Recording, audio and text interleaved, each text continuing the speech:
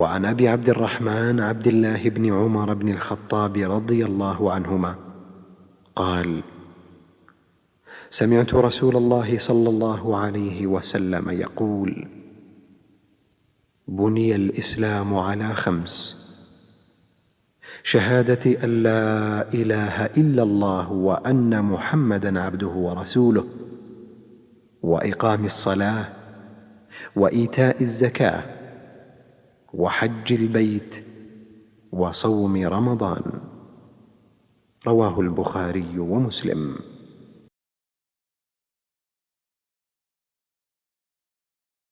از ابی عبدالرحمن عبدالله بن عمر بن خطاب روایت است که گفت: شنیدم رسول اکرم صلی الله علیه و سلم می‌فرمود: اسلام بر 5 قاعده بنا شده است: گواهی دادن به آن که معبودی به حق جز خدای یکتا نیست، گواهی به آن که حضرت محمد صلی الله علیه و سلم پیامبر خداست، برپای داشتن نماز، دادن زکات، حج خانه خدا و روزه گرفتن در ماه مبارک رمضان.